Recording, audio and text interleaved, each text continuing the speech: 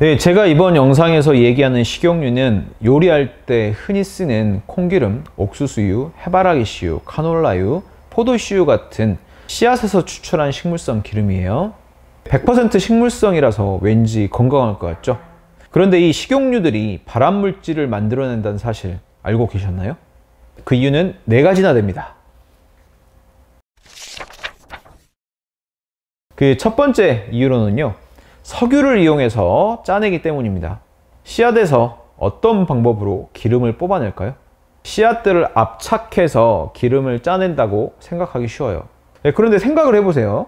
이 포도씨나 해바라기씨, 옥수수 알갱이 이런 단단한 씨앗들을 꽉 짜낸다고 기름이 쉽게 나올까요? 단단한 씨앗을 압착하는 방식은 이 기계로 끝까지 짜내더라도 씨앗에 있는 기름의 단 10% 정도만 추출할 수 있습니다. 그래서 대량 생산을 위해서 화학적인 방식으로 기름을 추출하는데요. 먼저 씨앗을 석유 추출물인 핵산에 녹입니다. 이 핵산에 녹이면 단단한 씨앗에서 기름이 녹아서 빠져나와요. 그 상태에서 뜨겁게 가열을 하면 이 핵산은 증발이 되고 식용유만 남는 방식인데요. 석유에서 추출한 화합물로 녹여내고 또 그것을 제거하기 위해서 고열로 끓여내는 과정에서 씨앗 자체의 좋은 성분은 파괴가 되고 오히려 에스테르나 트랜스지방 같은 독성 발암물질이 생깁니다. 자, 두 번째 이유로는요, 이 식용유를 개봉 후에 보관만 하고 있어도 독성 물질이 생기기 때문인데요. 씨앗에서 추출한 식용유 특징 중 하나가 열과 산소에 약하다는 건데요. 산소나 열에 접촉하면 이 화학 구조가 변화되면서 독성 발암물질이 쉽게 생깁니다. 자, 예를 들어볼게요. 포도씨유를 하나 사왔어요. 사용을 하려면 이 뚜껑을 따서 그 밀봉을 제거해야 하잖아요. 그럼 기름이 공기 중 산소와 닿겠죠. 산소와 닿으면 그때부터 발암물질인 활성산소가 만들어집니다. 그리고 요리하려면 팬에 기름을 두르고 가스레인지까지 켜서 온도를 올리잖아요.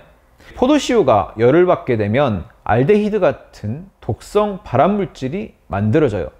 개봉만 해도 산소와 접촉은 피할 수 없겠죠. 그래서 개봉한 지 6개월 이상 지난 식용유는 아까워하지 마시고 버리시는 게 좋습니다. 세 번째 발암물질을 일으키는 이유로는요, 오메가6 과다 섭취 때문이에요. 식용유들은 오메가6 함량이 굉장히 높죠. 오메가6 자체가 나쁜 건 아닙니다. 중요한 것은 오메가6와 오메가3의 섭취 비율이죠. 가장 이상적인 비율은 1대 1이라고 하고요. 4대 1까지는 괜찮다고 합니다. 그런데 현대인들은 섭취 비율이 대략 20대 1 정도예요. 가공식품을 많이 먹는 미국인들은 무려 50대 1 정도라고 하네요. 오메가6를 과다 섭취하면 몸에서 만성염증이 잘 생깁니다. 만성염증이 암 발생률을 높인다는 사실 아시죠? 마지막으로는요, 유전자 조작 원료로 만들기 때문입니다. 씨앗기름의 가장 큰 장점은 저렴한 가격이죠. 싸게 만들려면 저렴한 원료로 만들어야죠. 그래서 유전자 조작 농산물, 즉 GMO를 원료로 만들어요. GMO가 과연 인간에게 해로운가에 대해서는 상반된 의견이 있는데요. 암 발생률 증가와도 관련이 있다는 연구들이 있습니다. 물론 상관없다는 연구도 많죠. 저도 GMO가 암을 유발하는지 아닌지는 모르겠습니다. 하지만 어쨌든 논란이 있다는 것은 가능성은 존재한다는 거고요. 굳이 그 위험할 수 있는 가능성에 내 몸을 맡길 이유는 없겠죠? 그럼 어떤 기름이 좋을까요? 식용 기름은 올리브유나 아보카도유를 쓰세요. 올리브나 아보카도를 생각해 보세요. 얘네는 그냥 손으로 눌러보기만 해도 기름이 잔뜩 묻죠. 압착만 해도 쉽게 기름을 짜낼 수 있다는 거예요.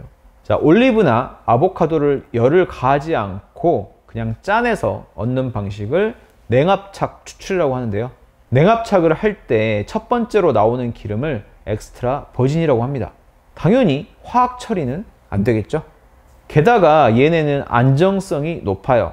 공기나 열에 접촉을 해도 독성 물질이 안 생긴다는 뜻이고요. 거기다가 일반 식용유에 비해서 오메가6 비율이 더 적고 오메가3 함량은 높습니다. 항산화 물질도 많아서 항염증, 항암 효과도 있고요. 그리고 다행히도 아직까지는 GMO 올리브나 GMO 아보카도는 존재하지 않습니다. 다만 엑스트라 버진 올리브유는 상대적으로 발화점이 낮아서 계란 후라이를 하거나 볶음밥을 만들 때 이 정도까지는 괜찮은데 튀김용으로는 적합하지 않습니다. 튀김용 기름으로는 엑스트라 버진 아보카도유가 좋습니다. 근데 좀 비싸겠죠? 자, 오늘은 건강에 좋은 기름, 나쁜 기름을 알아봤습니다. 더 좋은 영상 제작에 구독과 좋아요는 큰 힘이 됩니다. 네, 끝까지 시청해 주셔서 감사합니다.